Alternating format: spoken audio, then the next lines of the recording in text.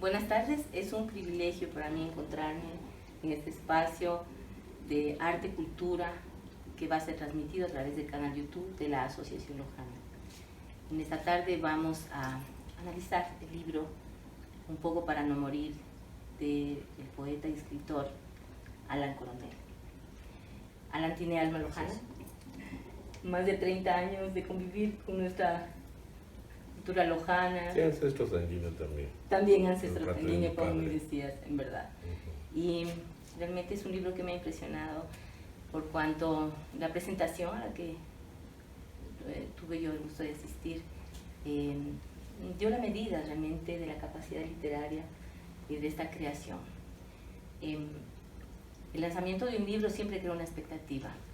Realmente este libro especialmente ha topado fibras infinitas en muchísima gente porque he conversado con algunos, ¿sí? Y porque también tiene un antecedente. Alan lo escribió en un momento de quietud, porque la vida así es, ¿no? Y ha dado un resultado magnífico. La editorial Edgar Palacios pues ha tenido el acierto, y también creo que nació a partir, ¿no es cierto?, de estos libros y de los poemas y los libros de Alan. Ha tenido el acierto, como digo, de darle esta puerta a tantas creaciones que no solamente serán en esta oportunidad, sino adelante también para todos aquellos que crean, que escriben y que tengan la posibilidad y el deseo de editar un libro o de lanzar un libro. Sí, pues nosotros nacimos hace 30 años con objetivos más bien enfocados hacia la difusión cultural, hacia el apoyo a diferentes expresiones artísticas. Sin embargo, la Fundación creó su proyecto Sinamune, que ha sido un proyecto que ha demandado nuestra atención, nuestro trabajo y nuestros recursos durante más de 2 décadas. Si bien la Fundación en los primeros años de creación se enfocó mucho en la producción discográfica y también en la producción editorial, luego fuimos más bien concentrándonos, preocupándonos más del asunto de educación especial y de rehabilitación. Y bueno, en este tiempo, en este último año, año y medio, hemos vuelto a repensar nuestros objetivos primarios, y de esa manera nosotros en esta coyuntura, ¿sí?, en esta situación de ver que durante este tiempo de pandemia, durante este tiempo de crisis, muchas personas han producido literatura, ¿sí?, con el afán de... Ha habido también tiempo, ¿no? Tiempo, experiencias y muchas cosas que han cambiado la vida de la gente. Entonces hemos pensado que podríamos aportar a esa necesidad expresiva que vemos. Entonces el sello editorial se ha creado con el nombre de la Fundación, como un proyecto de la Fundación, y qué mejor que agradecerle a Alan esos 30 años, ¿sí?, que le ha dado a la Fundación, que le ha aportado. Qué mejor que empezar con una recopilación de sus cuentos, y claro, abiertos a lo próximo que va a venir. Ya estamos ya en agenda con otra publicación que haremos de una escritora, y también con otros libros que tenemos ya en agenda para editar. Es para nosotros una experiencia nueva, ¿sí? Estamos armando en nuestro equipo de trabajo, rodeándonos de gente valiosa, talentosa, que pueda aportar, y siempre abiertos a crear proyectos que promocionen la lectura, que promocionen la escritura, y que les den a las personas la posibilidad de tener otras líneas de poder comunicarse, de poder expresarse, de poder compartir. Entonces estamos muy contentos.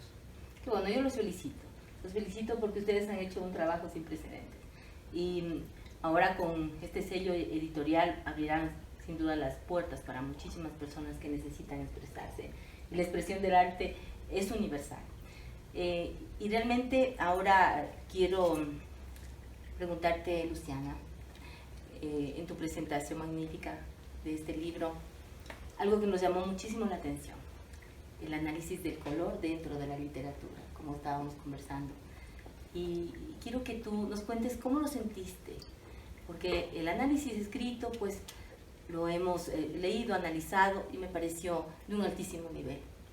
Y quiero saber cómo llegó a ti realmente este libro y cómo llegó a ti este análisis, esta conclusión. Muchas gracias, Eleanor, y gracias por permitirme estar acá. Para mí es un honor. Bien, bueno, conocí a Alan a través de Facebook.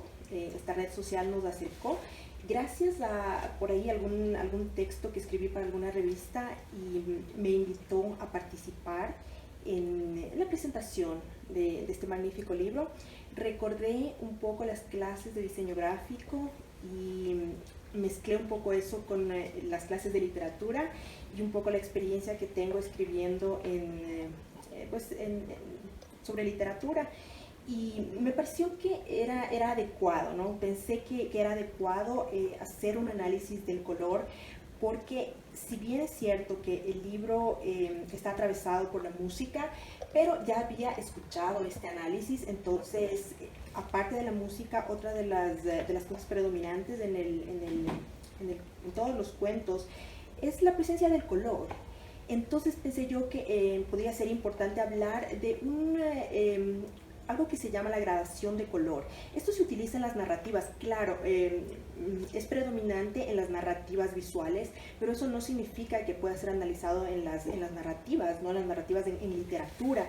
Entonces, claro, hay varios cuentos que en el título incluso tienen nombres de colores.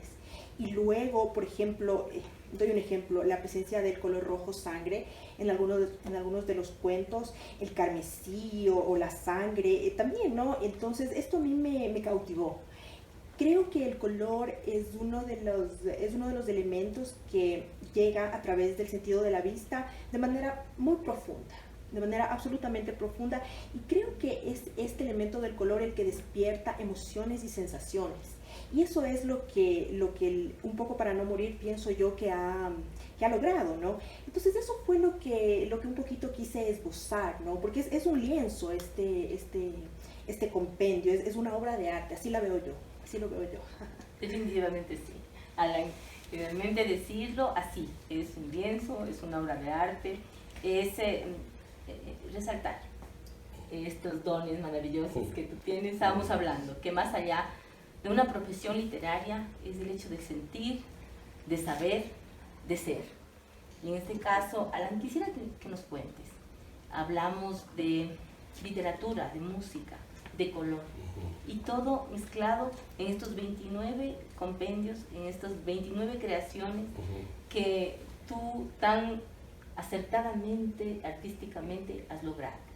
¿De dónde nace primero esta capacidad profunda, este sentir tuyo, y luego el por qué hacer este libro con unos 29 cuentos? Bueno, la escritura a mí me acompaña, la literatura me acompaña desde chico. No fui un chico, y nunca he sido, ni de chico, ni de joven, ni de adulto, ni de viejo, muy sociable.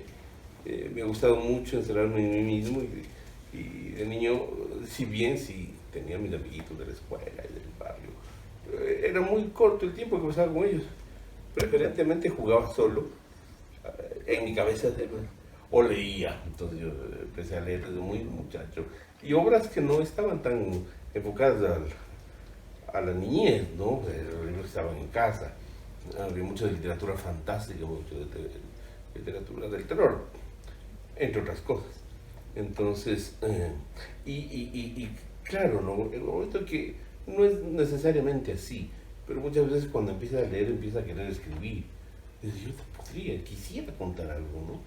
Entonces eso siempre me acompañó, siempre, desde la infancia. Luego estuve con el taller del Miguel Donoso, que era un erudito en la literatura, y el primero que, no es que inventó los talleres existían, pero les dotó de todo un andamiaje teórico y una rigurosidad académica.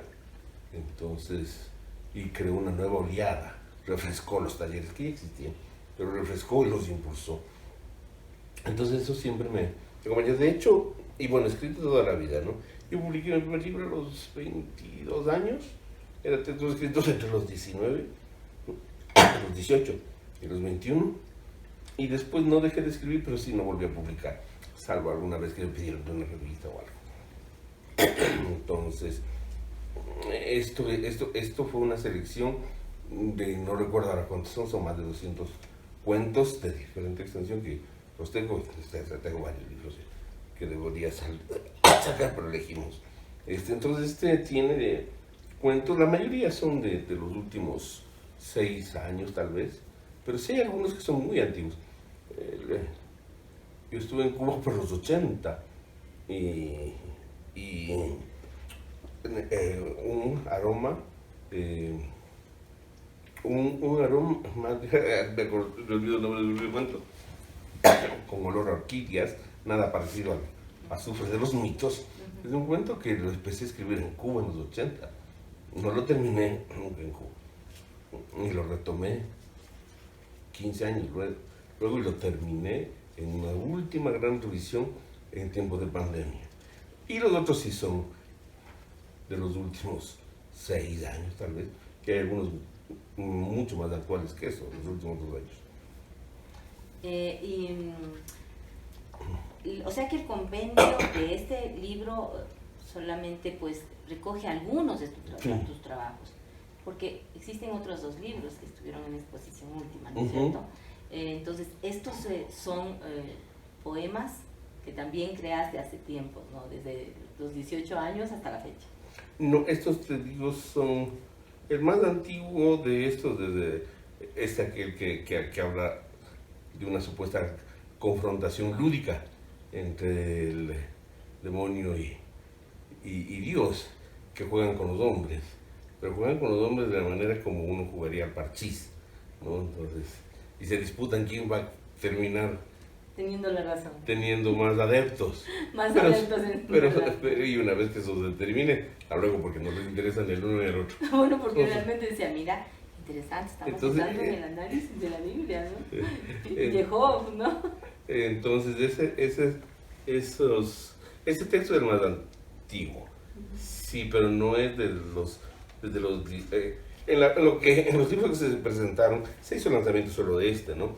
Pero se pusieron a consideración de la gente que asistió 2 libros más. El uno es Lapsus ad Aeternum. También la mayoría de los poemas son de creación actual, pero hay algunos 2 que 3 que podrían tener unos 15 años de creados ya. Entonces ya fue lanzado el Lapsus ad Aeternum, pero ahora lo presentábamos también en este lanzamiento, ¿no? Eso lo hicimos con El Ángel Editor, que es la principal editorial en el país, yo diría, que es especializada en la poética. Sí, también publica narrativa, pero fundamentalmente publica poesía. Entonces, esa la editamos en El Ángel Editor, y también presentamos una reedición de aquel libro de los años jóvenes. Entonces, les presentamos nuevamente Alza la vista que no te veo los ojos. Esos son tiempos de los talleres de Miguel Donoso. ¿Sí? Estos son poemas de cuentos. Cuentos de Miguel Cuentos. Donoso, ya. Ahora te quiero preguntar, ¿en dónde, antes de olvidar pues, algo tan importante que me voy a preguntar, ¿en dónde pueden adquirirlos? Entiendo que ustedes también tienen la posibilidad de venderlo a través de Amazon, ¿no es cierto? Sí, están en Amazon, están Lapsus ad Aeternum, ¿no? Los 2 de relato están. Alza la vista que no te veo los ojos, está en Amazon, y Un poco para no morir. Acá se puede dirigirse directamente al sello de la Fundación Cultural de Palacios, o bien los tienen en Librería Española, Lobo Lunar y Librería Rayuela. Hasta ahora son nuestros distribuidores. Interesante. Seguro que van a adquirirlos porque vale la pena. Muy recomendados, y todos los cuentos tienen una historia profunda, y justamente es lo que quería yo preguntar. Hay un cuento que me llama mucho la atención, que es sobre Myself. El cuento que tiene la canción de Louis Armstrong, y que tuvo un acompañamiento magistral también ese día, pues, en el lanzamiento del libro. De dónde nace pues realmente crear a través de esta música y de esta melodía tan conocida. Ya, no me acuerdo, creo, a ver, déjame pensar. Debe haber sido tal vez, de muchos de los textos puedo rastrear cómo nacen, ¿sí? Algunos nacen de la música, porque yo soy un melómano. Uno de mis grandes traumas es no ser músico y no ser pintor. Son dos cosas que me gustaría, si es que hubiese ese sueño utópico de la reencarnación en el cuerpo. Realmente no creo, pero si es que me gusta la ilusión de que hubiese, me gustaría ser alguna vez pintor y ser músico, ¿sí? Entonces, yo escribo mucho, la música me inspira muchas veces, o cuando no me inspira la música y tengo alguna idea que me sale por algunas razones, necesito la música para escribir. Hay algunos escritores que necesitan silencio, que no conciben escribir con música. Yo no concibo hacer nada sin música. Entonces siempre estoy escuchando. A veces ayudan a la atmósfera, ¿sí? de lo que estoy escribiendo. A veces pasan cosas muy extrañas. Por ejemplo, en este cuento que mencionaba Luciana, el de las pequeñas anécdotas burguesas, que es un cuento muy sangriento, muy macabro, sórdido. Estaba escuchando, y casualmente estaba escuchando cosas que no tienen nada que ver con lo que estoy escribiendo, ¿no? Porque uno estaría escuchando música oscura, ¿no? Estaba escuchando Tony Bennett, por ejemplo, los duetos de Tony Bennett, que son maravillosos. Yo estaba escuchando Simple Red. Es una música muy eufórica, muy alegre, muy vistosa. Igual al final dice que el asesino estuviera cantando a Tony Bennett mientras asesinaba, pero todo surgió así surgió.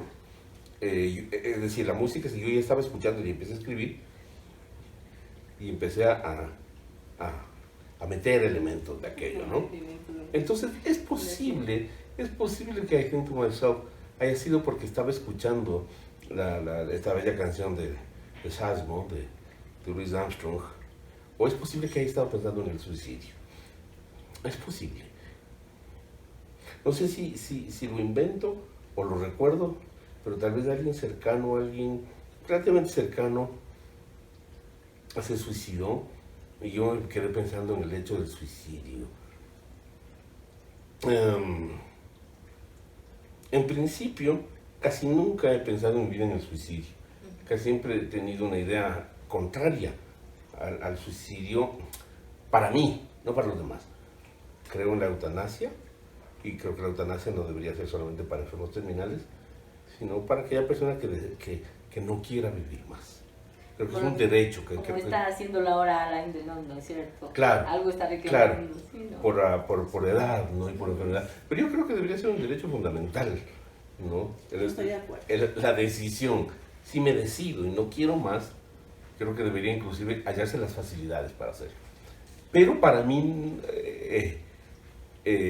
nunca, o sea, siempre he dicho, voy a esperar un día más. No, o sea, quiero decir, el peor de los momentos, el año pasado fue un año duro para mí, me dejó con este regalo de la exigencia del oxígeno externo, pero aún así decía, ok, ya no, hay que esperar un día más. No estoy tan mal como podría estar, podría estar peor, no es un consuelo, pero eso significa que puedo ir hacia adelante. Entonces me quedé pensando en eso, y de ahí surgió la idea de ese cuento, ¿no? Este cuento narra de manera simbólica, ¿no? Porque si nos ponemos realistas, nadie puede ver todo lo que el muchacho ve y pensar sobre lo que el muchacho está en la rapidez del suicidio, ¿no? Entonces el muchacho sí, surgió por la idea del suicidio. Porque luego dije, tengo que acompañar a esto con algo que sea un canto a la vida, y I Think to Myself es un canto a la vida, ¿no? Dice, veo los verdes de las montañas, los blancos de las nubes, lo azul del cielo, y pienso, qué maravilla es este mundo, ¿no? Y repite, pone varios ejemplos de lo maravilloso que es vivir. En el peor de los instantes puede ser hay cómo encontrar cosas para, Todo el tiempo. ¿no? Como el geranio que decías, ¿no? El geranio sí tiene una razón para vivir. Gracias, Y decía, Perla. ¿por qué geranio? No, es que eran estas plantas que se llaman dientes de león. Y yo le consultaba a mi esposo, ¿por qué geranios? Porque el autor quiere que sea geranio. Entonces, y tienes una capacidad histriónica maravillosa y una imaginación única. Y sumada a eso, pues todas tus vivencias, ¿no? Todos estos años que has vivido en otros continentes y como tú me contabas, ¿no? Hay algunos cuentos que se hicieron en Cuba y que los culminaste aquí, de vivencias personales y de todo aquello que significa el desarraigo, ¿no es cierto? Adaptarse a otros espacios de pensamiento, políticos, de cultura, pero que hacen de nosotros también y aportan a esta personalidad que cada uno cultiva, ¿no es cierto? Así es. Así es que también quería hacerte una pregunta, porque en la presentación teníamos a una soprano que interpretó un segmento de Puccini en esta parte de Un poco para no morir. Y es el momento cumbre, ¿no es cierto?, de este cuento que impresiona cuando la geisha decide quitarse la vida. ¿Cómo nace este cuento? A ver, déjame ver si... Porque es el más significativo del libro. El más... Déjame ver si lo recuerdo. ¿Qué disparó ese cuento? Bueno, la ópera no aparecía todavía en el cuento. No tenía idea aún de que la ópera iba a ser tan importante, ¿no? Lo rico hay escritores que, y está bien, cualquier forma es correcta, hay que escribir con rigor y eso es todo. Ahora, las formas en que escribas son personales. Hay escritores que escriben con un plan muy trazado y se escapa un poco del plan. Está bien. Literatura generalmente es como las plantas que van rompiendo el pavimento precisamente, ¿no? Hay un detonante por ahí, ¿no? De pronto que te da la idea, ¿no? Una chispa y luego tomas algo de otra parte. Exacto. Y de pronto hay un personaje o alguna situación que al principio iba a ser un poco secundaria, pero termina apoderándose, toma vida, todo toma vida. Y aquí tomó vida la ópera, ¿no? Porque no era tanto Yo quería contar sobre una mujer en decadencia, una mujer que había provenido de una familia con mucho dinero, ¿sí? Que tuvieron grandes, porque fueron latifundistas desde la tercera oleada de migración española, y que fueron perdiendo poco a poco. Su familia, especialmente los varones, son una pendejada, no trabajan, no producen, no multiplican, y más bien despilfarran y ya. Y finalmente llega a ella, ya la última de la estirpe, ¿sí?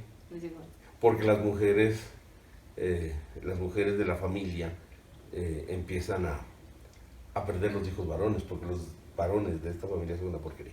Entonces empiezan a perder a propósito los hijos varones. Entonces, al final la familia se va secando. No hay más ramas que prolonguen el apellido. Y queda ella. Entonces era esta historia quería contar. Esta mujer que al final enloquece y cree seguir viviendo en la riqueza. Esa era la historia, esa era la... Entonces al principio dije, bueno, ¿cómo empiezo esto? Entonces me di cuenta de que al principio tenía que ser ella quien cuente. Y ahí luego surgió la periodista, ¿no? Y luego surgió la idea de que era una falsa entrevista. Una periodista imaginaria. Esta mujer va a empezar contando de sí misma. ¿Qué va a contar? Sus mejores épocas. Y en ese momento pensé que era una fanática de la diva, de María Callas, una fanática de ella, y por ahí empezaba, ya, que recordaba que siempre que pudo la acompañó en las presentaciones, que ella tenía cuando todavía tenía dinero, y luego se queja de que de haber escuchado a la diva, ahora le toca escuchar a la vecina que canta reggaetón, también está trapea acá, reggaetón. Dice, ¿cómo es posible si escuchar la divina? Y esto Ahora me tengo lleva que, yo, tengo que, entonces es tengo que malo, soportar a esta mujer que canta esto. Entonces ya fue surgiendo, ¿no? Entonces, al final, en ese momento tuve claro que la ópera era ser fundamental. De hecho, ella daba opiniones muy importantes, muy claves sobre la ópera y fundamentalmente sobre la muerte en la ópera, ¿no? Y la muerte operística, que siempre es grandilocuente. ¿No? Y de ahí surgió el final.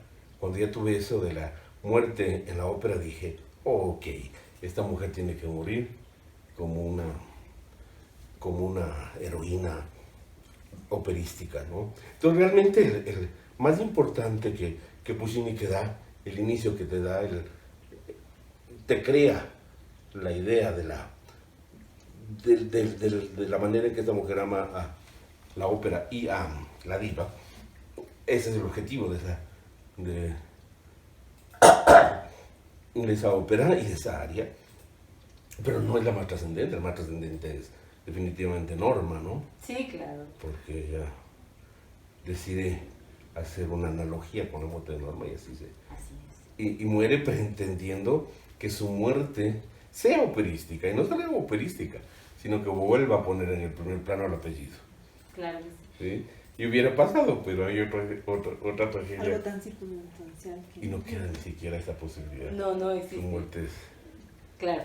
la deja Triste. igual en el anonimato. Triste. Claro, y también se hace el análisis, ¿no?, de la locación de toda esta historia, ¿sí? Y en ese momento recordaba nuevamente tu análisis, porque tú haces un análisis también acertado de ese espacio, ¿no?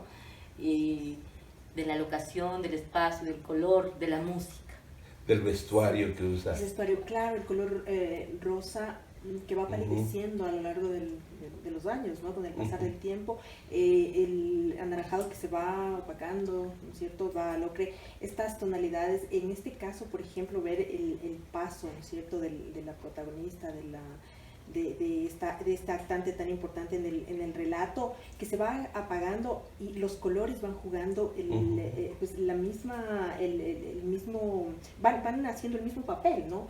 De colores que van apagándose hasta que al final quedan cenizas, completamente. Entonces sí, eso es muy interesante. Y el hecho de quería yo recargar algo también, de esta muerte trascendental y operística que yo vi no solamente en este cuento.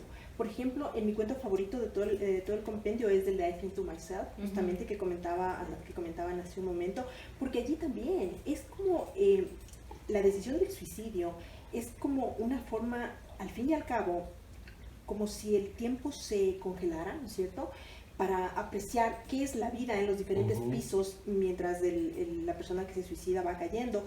Y esa también es una muerte trascendental, al fin y al cabo, ¿no es cierto? Entonces, yo lo he visto así. Y luego también están otros cuentos en donde aparece un violín y la música, y son muertes trascendentales las que vemos en el compendio. Eso es, y el color está allí en todos. Y esto es lo que lo que muestra el paso del tiempo y cómo se van apagando los colores y cómo se va apagando un ser humano, ¿no? Una persona. Es muy interesante. Sí, es un análisis muy profundo realmente de lo que haces tú con todo este cuento, ¿no? Y nos hace sentir el color, la decadencia, la parte de la riqueza burguesa, ¿no es cierto? El oro fastuoso. El oro fastuoso, exactamente, el color. Y brilla, porque es que brilla cuando tú lo lees.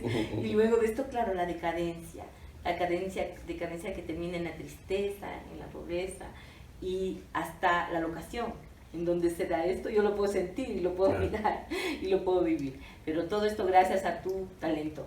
Gracias. Todo esto gracias a tu talento. Y podemos analizar así tantos, Luz Azulada, me parece algo tan precioso. Claro, ¿no? el color. Ese fue el primero que yo leí precisamente por el nombre, ¿no? El nombre del cuento, al revisar todos, y dije, oh, wow, Luz Azulada, ¿de qué tratará?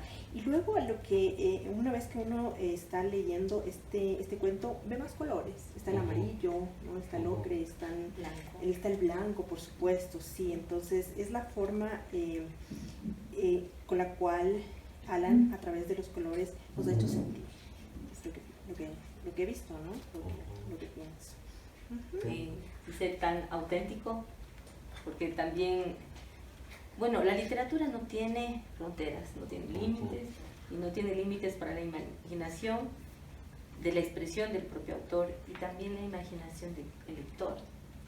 Entonces, en este caso también la interpretación se presta para que realmente tú te traslades y interpretes todo lo que el autor quiere decir, y a lo mejor sumas con tus propias experiencias, ¿no? Y todo aquello que tú puedes agregar, porque así ocurre cuando lees algo tan interesante. Quiero hacerte también una pregunta con relación a un cuento sobre Norma, el niño autista. ¿Qué te inspiraba? ¿Qué te inspiró, Norma? Wow, ese cuento, yo soy bien llorón.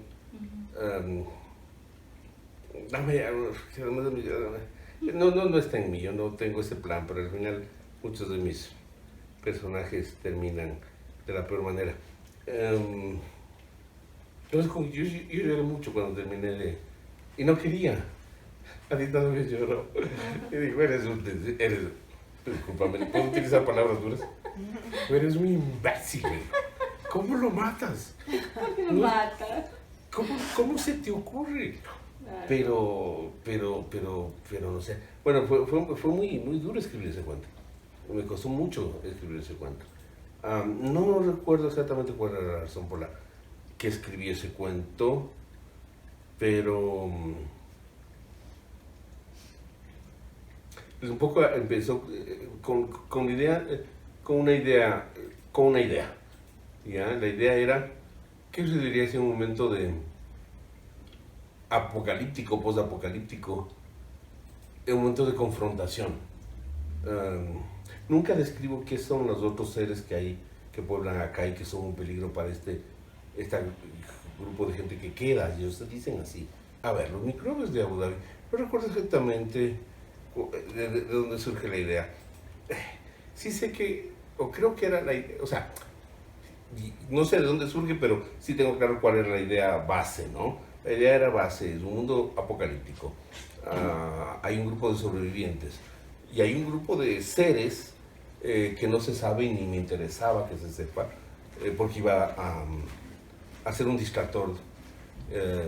Pero los lectores dirán, eso pueden ser zombies, eso pueden ser mutantes, pueden ser alienígenas, lo que sea, no importa. Hay un grupo de sobrevivientes de la realidad, hay un grupo de sobrevivientes en un mundo post-apocalíptico. Y hay una persona en este grupo que es un niño que no tiene control sobre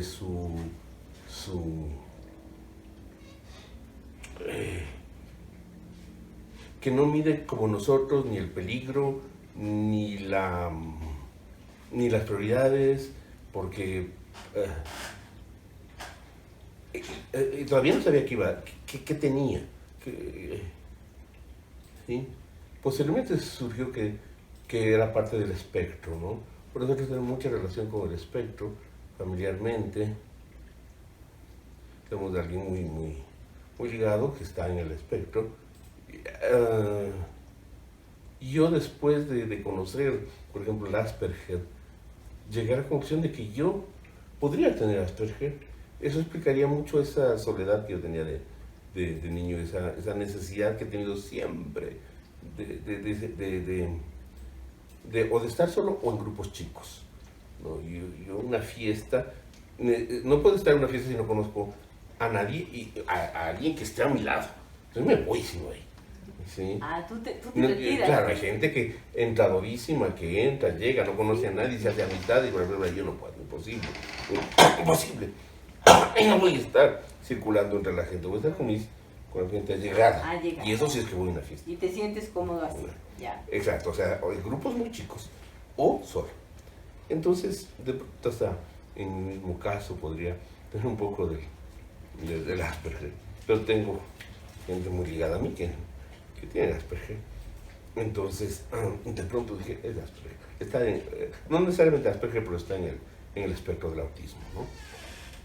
Entonces dije, qué terrible sería una necesidad como esa, porque en un momento en que hay que estar quieto, el chico autista, si es que él mismo entra en una fase, por A o B razones que a veces no sabes que las detonó, muchas veces sabes que las detonó, pero no siempre. Y entra en una fase de ¿no? De gritos, de desesperación.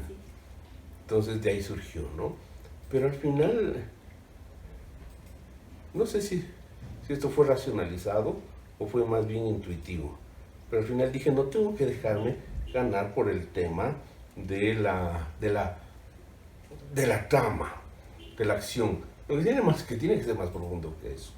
Entonces, por eso Norman fue creando ese personaje. Yo lo adoro, es maravilloso, ¿no? Crea ese mundo, crea las mariposas azules, entonces lo que trata de atraparlas, ¿no? Tiene unas etapas en donde está en total olvido y quietud, tiene momentos de exaltación, ¿no? Tiene esos momentos en que más bien se exaspera buscándolos y gritando, pero de alegría y todo eso, ¿no? Tiene las fases. Entonces fui creando lo del tema de las fases, ¿no? Y claro, su padre, que obviamente trata de protegerlo, ¿no es cierto? Y llega este momento durísimo, pues yo la vez escribiendo, cuando hay un personaje, hay un par de muchachos, ¿no? Que son los que hacen su vida normal, y ¿no? que repoblarían, entre comillas, la tierra, ¿no? Y deben, ¿no? Repoblar, dices tú. Y está la idea de, los defiendo a ellos, Sí. Porque si es que hay un futuro, está en ellos, Sí. y no hay más nadie de este grupo, o me fijo más bien en lo que está pasando con mi hijo, ¿no? Toda esa disyuntiva terrible que se me ocurrió y fue surgiendo. Pero al principio, ya te digo, simplemente al principio era como entrar en un juego más de la trama, más de la aventura, más inclusive del divertimento al inicio. Un cuento de divertimento no tiene nada, es un cuento durísimo. Pero al principio era eso. Es decir, un cuento de aventuras de un grupo de gente sobreviviente en un mundo postapocalíptico y la necesidad de contener a un chico que es incontenible de muchas maneras. Entonces, esa era la idea. Más de aventura, más. Pero finalmente es un texto muy sensible. Muy sensible, demasiado sensible, claro. Entender que todos tenemos un espacio en este vivir diario, todos. Y aquellos que van a repoblar y aquellos que no, pero todos tenemos un espacio. Exacto. Y lo más importante aquí, y que lo rescato, es el ser auténtico. Tu autenticidad y literatura sincera que tú manejas, ¿no es cierto? Porque como tú decías, existen muchos libros que están muy bien planificados, esquematizados, y se leen bien, ¿no es cierto? Uh-huh. Pero cuando lees algo tan espontáneo, claro, que va mucho más allá de solamente la planificación y de la venta también. Uh-huh. Hay libros que se hacen para vender, otros que se hacen para hacer sentir, como en este caso, Alan. Y eso es lo que yo quiero rescatar y tengo que también mencionar. Ha sido muy auténtico, has sido tú. Y, sí. Y eso nos ha llegado mucho. Así es que quiero que tú también me lleves a analizar algún otro libro, algún otro cuento que tú hayas creado, digamos, desde tus vivencias, desde tu mismo ser, desde esta personalidad que tú dices, no como los otros, ¿no? No es que he llegado a una fiesta y me desenvuelvo normalmente. Eres tú. ¿Y cuál de estos cuentos es el que también tú podrías rescatar en esta personalidad que ha permanecido y ha sido el distintivo en tus creaciones? Wow. Bueno, no sé, si hay dos cuentos que a mí no son desde la estructura, desde la complejidad, no son los de mayor pretensión, no en el sentido negativo, no son los más exigentes, no son los más de mayor técnica, posiblemente, pero son dos cuentos para mí son muy importantes aquí, para mí. Es el que leyó, y por eso le pedí que leyera a Verónica, es de Culpa, sí. que es una especie de no sé si de redención, pero de autoanálisis, Y de realidad, ¿no? Entonces, y de realidad, ¿no? De cómo los hombres hemos dado por hecho un millón de cosas con relación a la mujer, ¿no?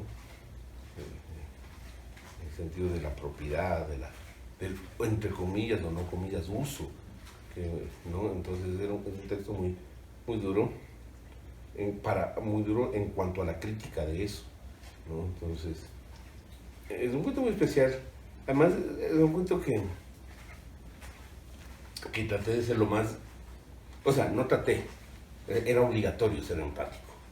Entonces, finalmente era tan obligatorio ser empático que había que escribirlo desde la voz de la mujer, no apropiarse, como ahora se dice, a veces de manera negativa, pues estás haciendo apropiación cultural, ¿no? O sea, mucha gente que tiene esos discursos criticaría eso como apropiación, ¿no? Pero es que en cambio la sociedad le ha dado un solo nombre, que se llama el machismo. no, claro, pero en este caso me refiero al tema, o sea, un tema surgió que iba por eso, para otro lado, pero luego sí ya lo van derivando para otro, ¿no? ¿Qué es lo que los sociólogos llaman la apropiación cultural? Es cuando X persona, por ejemplo, entre lo más negativo, por ejemplo, todos habrán escuchado de que hay una casa europea de modas que toma los diseños de las artesanas de Centroamérica y de Mesoamérica, y de Norteamérica, en México particularmente, toman y patentan esos diseños que son realmente de artesanas. Entonces llaman a hacer eso apropiación. Te apropias culturalmente de algo, ¿no es cierto? Y luego el tema de apropiación fue ampliándose a otras cosas, ¿no? Es decir, por ejemplo, a los hombres blancos que empiezan a utilizar palabras distintivas del negro norteamericano, del gueto de Nueva York. Empiezan a hablar como tal, hacer esa música, ¿no es cierto? Por ejemplo, un típico que habría hecho la, entre comillas, apropiación cultural sería Eminem, ¿no es cierto? Ya empezó a hacer la música de los negros en blanco. En blanco, sí. Entonces, ahora, por ejemplo, dicen, hay toda una línea que dice que no deberían hacer papeles de discapacitados, actores interpretando discapacitados, lo cual tiene bastante sentido. O que no deberían, se critica, por ejemplo, a esta película La mujer danesa, en donde un actor interpreta a una mujer, a una transexual, debería ser un transexual el que interprete aquello. Entonces, yo digo, esas líneas de pensamiento criticarían que un hombre escriba desde la voz de una mujer, dirían que es apropiación. Pero bueno, yo creo que hay apropiaciones que son reales, apropiaciones que son negativas, que es cuando tú tratas, o sea, ¿qué es apropiar? Esto, tomar algo para sacar beneficio de ello. Entonces, ese punto para mí es muy, muy importante, me gusta mucho. Le pedí, tengo que alguna vez a una amiga actriz argentina que me lo leyera, o sea, que mandara el audio. Yo quiero poner imágenes porque lo actúa muy lindo. Le faltó dirección porque algunas cosas como que se perdió, entonces me gustaría pedirle que haga algunas modificaciones, pero quiero decir, es un texto muy significativo para mí. Y el otro que es muy significativo para mí es el de... Y fíjate, podría haber una casualidad o no, podría haber una causalidad, pero es el otro que es escrito también con la voz de la mujer, ¿no? Que es Flor de Viento. Me encanta ese cuento, ¿no? El de esta mujer que, huyendo de un mundo el machismo en general, como tú mencionas la palabra real, el machismo ha sido con toda mujer de una u otra forma hostil, castrador, pero algunas mujeres, como en ese cuento, ha sido especialmente destructor. Con toda mujer ha sido destructor, ¿no? Bueno, con respecto a eso, entonces, todas las mujeres han subido desde acosos entre comillas leves a hornos más brutales, y en este caso de Flor de Viento, esta mujer pues así fue forzada infinidad de veces por su tío Pablo, como dice el cuento, y por otros Pablos, también cuenta, ¿no?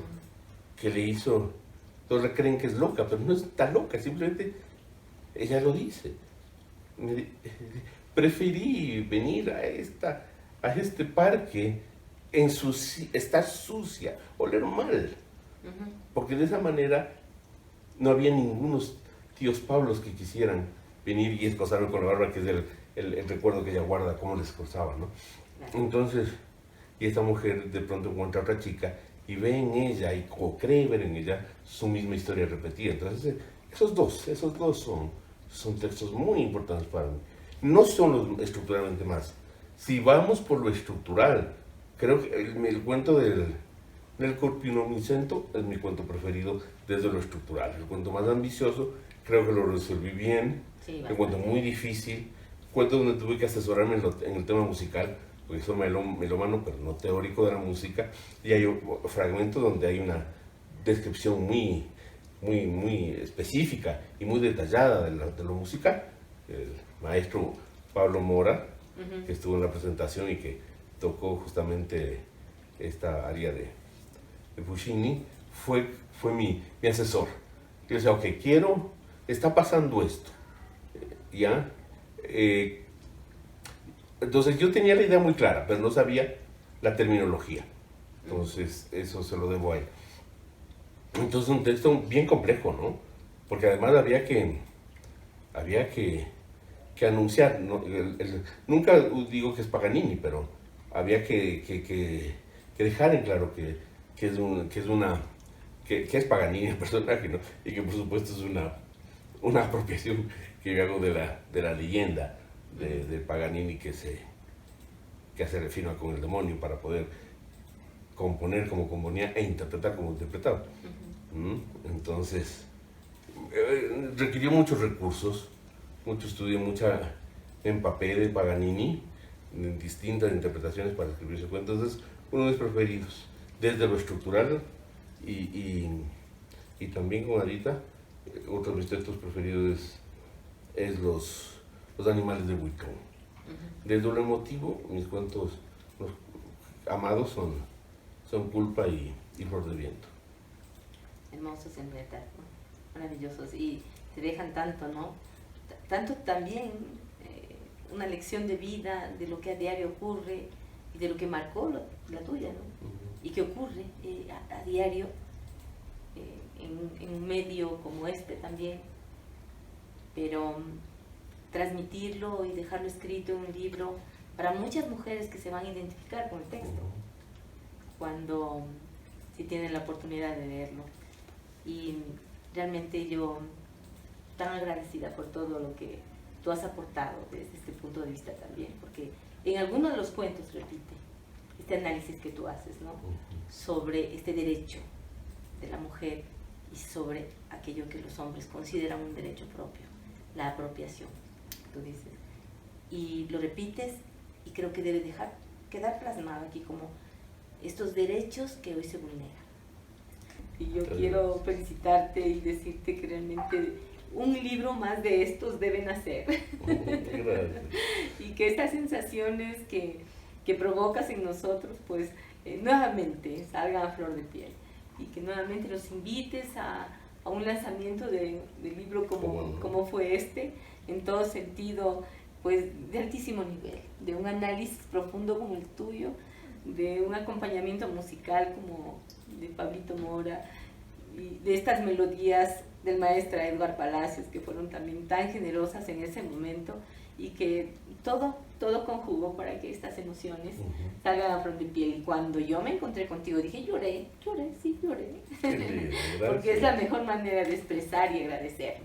Así es que, Alan, gracias por entregarnos pues este legado literario, como decía yo, y por todo lo que nos has entregado a través de los años en estas páginas, que siempre va a ser un gusto nuevamente volver a sentirlas, abrir, querer encontrar emociones en cada uno de los cuentos que tú has dejado plasmados en este libro y siempre con la expectativa, desearte lo mejor, decir que esta circunstancia, a lo mejor que nos dejó la pandemia y especialmente a ti, también ha coadyuvado un poco para que se haga posible. No, sí, definitivamente. Son así las cosas, No, entonces sí. no todo es tan malo ni tan bueno, pero existe siempre una razón de ser y creo que todo ocurre porque tenía que ocurrir, tenía que darse. Sí. Agradecer tanto a la Fundación Edgar Palacios porque ha apoyado este proyecto literario y de arte. Agradecer a Luciana Muchas gracias. por este análisis tan bonito que ha hecho y este conocimiento profundo del arte, del color y me siento muy complacida, muy honrada por estar entre ustedes, que realmente dan un espacio tan grande a todo aquello que todo ser humano debería tener acceso a esto, sentir el arte, la literatura, las letras y ojalá algún día tengamos la posibilidad de también expresar cosas tan bonitas. Gracias, Alan. No, gracias. Muchas gracias por este tiempo y gracias por este espacio. Muchas gracias. Gracias a las personas en Loja, la queridísima Loja. Sí. Yo quiero ver si mis últimos libros se escriben en Loja, en Vilcabamba. Por supuesto que te vas Sería a inspirar, lindo. seguro que Así sí. que gracias. Así que los esperamos Gracias. con mucha expectativa tus nuevas creaciones. Ana. Gracias. Gracias, Luciana. Muchas gracias Muchas a ustedes gracias por esta oportunidad. Gracias. Muy agradecida. Y un saludo muy cordial para la Asociación Lojana. Este canal YouTube está a sus órdenes y espero que haya sido de su agrado. El camarógrafo.